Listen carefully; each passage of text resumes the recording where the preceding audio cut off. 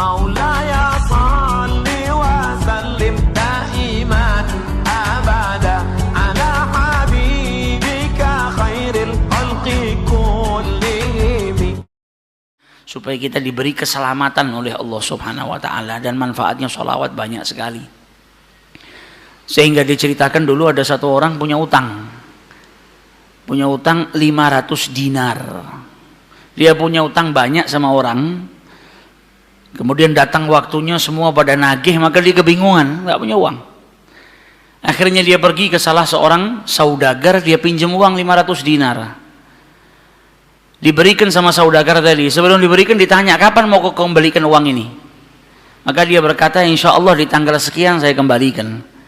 Uang itu diambil, dia bayarkan hutangnya satu persatu. Selesai dibayarkan tidak tersisa uangnya. Gak ada sisa modal untuk dia putarkan supaya bisa bayar hutangnya yang 500 dinar ini. Karena apa? Memang dia pinjam sesuai dengan kadar hutangnya. Sampai ketika datang waktu jatuh tempo, yang punya uang datang ke rumahnya nagih, mana uang 500 dinar yang kau pinjam? Kau janji hari ini akan melunasinya. Maka dia bilang, demi Allah sepeser pun saya nggak punya. Saya belum mendapatkan apa-apa untuk saya bayarkan kepada dirimu. Maka yang punya uang nggak mau tahu. Engkau janji tanggal sekian mau kau bayar, sekarang sudah jatuh temponya, maka bayar hutangmu sesuai dengan ucapanmu. Dia bilang, saya nggak punya. Kalau begitu ayo pergi ke Qadhi, pergi ke hakim. Nggak benar ini perbuatanmu. Maka yang ngutang tadi dibawa sama yang punya uang ke hakim. Diceritakan perkaranya, ditanya sama hakim, kenapa tidak kau bayar hutangmu? Bukankah engkau berjanji hari ini akan melunasinya? Dia bilang, iya saya berjanji, tapi saya nggak punya uang. Saya bukan pengkhianat, bukan orang yang mau berdusta. Kalau berdusta saya akan bilang saya nggak punya uang. Nggak ada perjanjian di sini, nggak ada bukti. Tapi saya ngaku kalau saya punya hutang dan hari ini saya nggak punya uang untuk saya bayarkan. Maka Qadhi berkata, apa? Kalau begitu kau melanggar janjimu, maka engkau harus dihukum, engkau harus dipenjara. Maka yang hutang tadi bilang apa? Kalau begitu ya sudah. Kalau memang hukumannya saya harus dipenjara karena saya nggak bayar hutang, ya sudah saya terima. Tapi tolong berikan saya waktu 1 hari. Saya mau kembali ke rumah saya mau izin dengan istri dan anak-anak saya, besok saya akan kembali ke sini lagi dan masukkan saya ke dalam penjara. Maka sang hakim berkata apa? Bagaimana mungkin saya bisa percaya dengan dirimu? Siapa yang menjamin dirimu? Kalau ada yang menjamin kau bakal kembali ke sini, maka saya lepaskan. Dia bilang, ya Qadhi, kalau saya niat lari sudah dari kemarin-kemarin saya lari. Kalau saya niat lari saya nggak datang ke sini, maka percayalah saya akan kembali di esok hari. Maka kata Qadhi, jaminannya apa? Akhirnya lelaki tadi bilang apa? Jaminannya yang menjamin saya adalah Rasulullah SAW. Maka sang hakim bingung. Maksudmu yang menjamin Rasulullah ini bagaimana?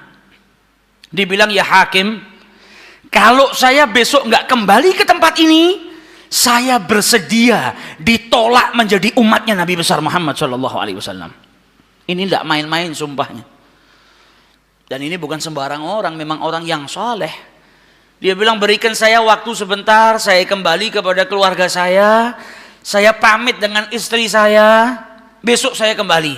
Saya bersumpah dan saya siap dikeluarkan dari umatnya Rasulullah, nggak dianggap sama Rasulullah kalau sampai saya berdusta. Maka si hakim tadi mendengar sumpahnya seperti ini, akhirnya dipercaya. Kalau begitu kembalilah. Maka dia kembali ke rumah, dia ceritakan kepada istrinya, dia minta izin sama istrinya, suamimu ini mungkin besok di penjara karena nggak bisa bayar utang.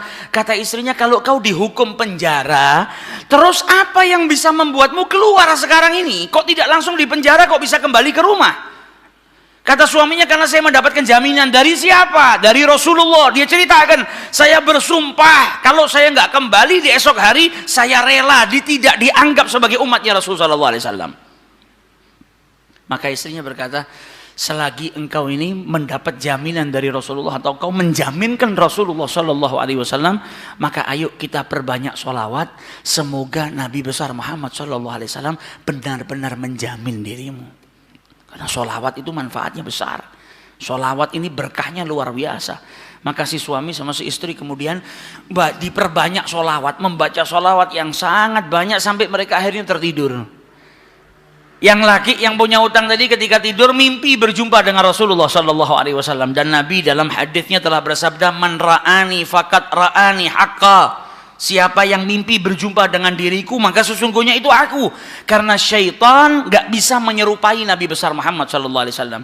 Dan orang yang dalam hatinya ada mahabbah, orang yang rindu, orang yang membersihkan dirinya, orang yang memang benar-benar ingin berjumpa dengan Rasul Sallallahu Alaihi Wasallam, akan diperjumpakan oleh Allah Subhanahu Wa Taala dalam mimpinya ataupun dalam keadaan yaqdzatan. Karena Nabi pun menjelaskan ada orang-orang yang bisa melihat Rasulullah Sallallahu Alaihi Wasallam dalam keadaan sadar. Sebagaimana dulu diriwayatkan ada seorang santri kepingin ketemu sama Rasulullah, pingin mimpi.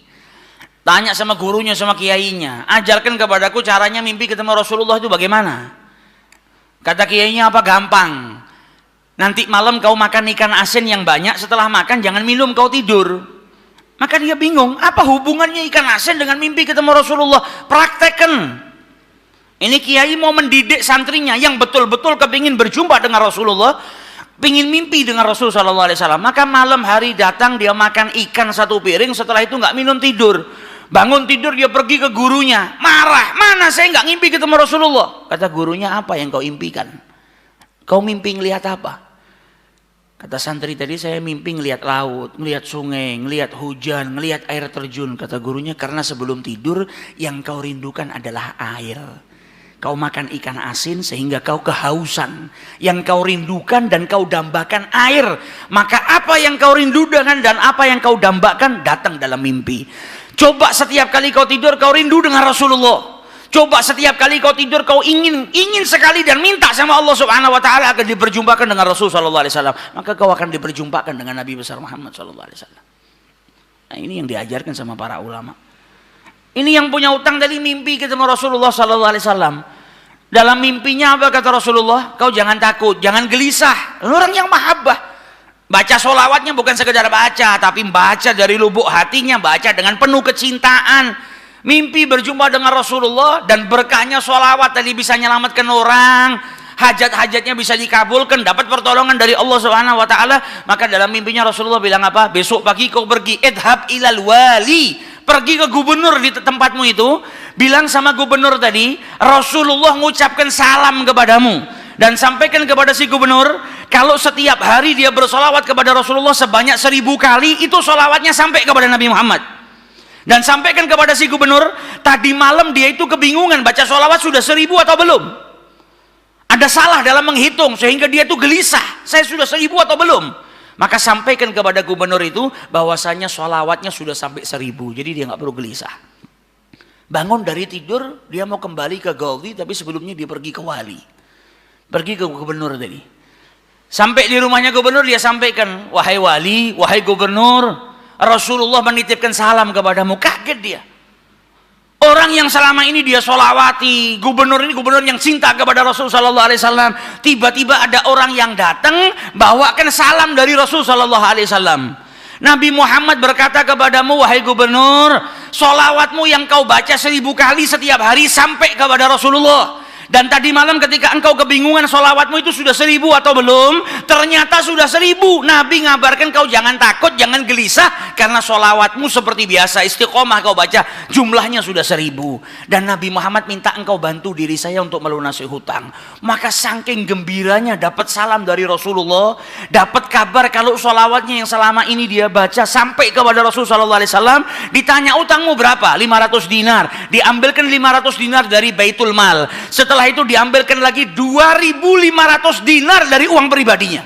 Ini hadiah buat dirimu karena kau datang bawa kabar gembira kepadaku, yaitu Rasulullah Shallallahu Alaihi Wasallam mengucapkan salam kepadaku. Mahabbah.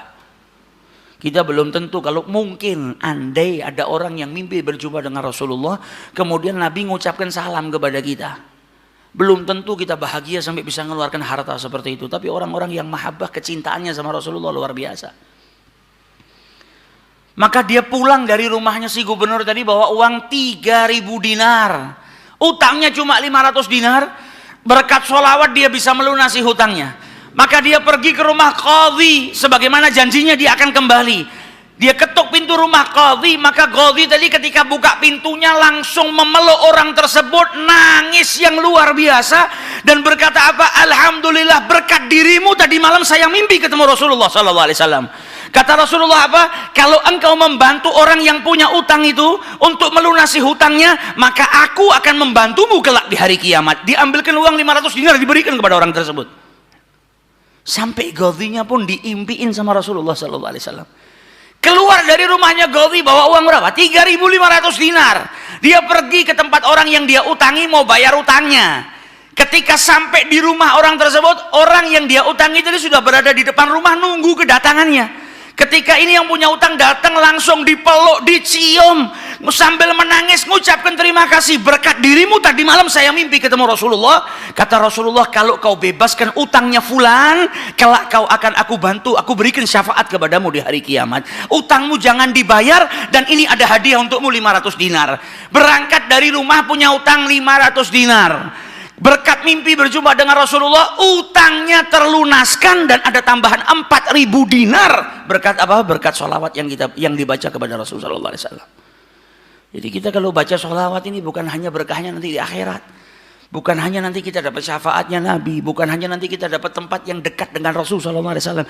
Bahkan di dunia kalau kita ada situasi yang tidak menyenangkan, ada masalah, ada apapun, semuanya bisa hilang berkah daripada sholawatnya yang kita baca kepada Rasulullah sallallahu alaihi wasallam. Karena satu sholawat dibalas dengan 10 rahmat. Satu rahmatnya Allah, kita punya masalah sebesar apapun bisa hilang kalau kita mendapatkan satu rahmat dari Allah subhanahu wa ta'ala.